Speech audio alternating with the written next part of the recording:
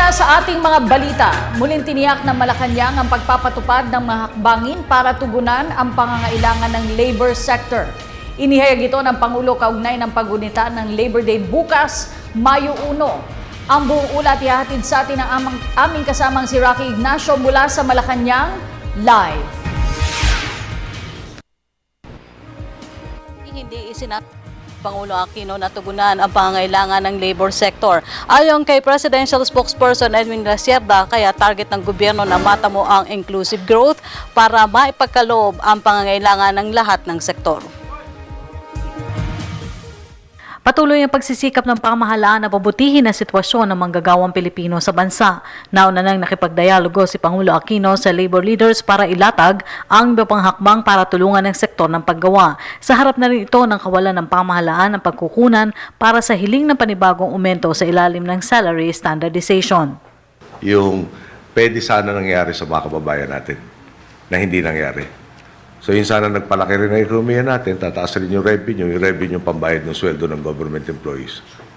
Okay. So, parang gusto ko umuo sa inyo kung nagpapapogi lang ako dito. Bakit hindi? Taas natin yan. Taas natin ngayon, taas natin next month, taas natin next year, taas natin the year after that. Pero anong parte kaya ho doon ng bola kung wala naman tayong pag-uunan? Ilang kasing grupo ang umalma na wala umanong magandang balita para sa Labor Day. Pero gate ng palasyo, may iba pang hakbang ang pamahalaan para tugunan ng labor sector. The president was very upright, forthright about what we can do for labor and at the moment what can be discussed further with labor. Ilang kasi sa pangunahing hiling ng labor leaders ang usapin ng security of tenure, salary standardization, contractualization, buwis sa minimum wage earners at usapin ng mataas na singil at kasapatan ng supply sa enerhiya. Pero git ng kalihim, regular na nagkakaroon ng pag-uusap sa pagitan ng pamahalaan at labor groups. In fact, the president has asked Secretary of Labor, Commissioner Kim Henares and some other government officials to discuss some of the concerns of the labor sector. So there will be a sit down with the labor sector again. And again, there's an ongoing discussion with the labor sector.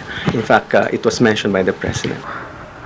Nauna nang tiniyak ng Pangulo sa ginanap na dialogo sa labor leaders na ididetalye ang mga hakbang sa inilatag na usapin sa loob ng isang buwan.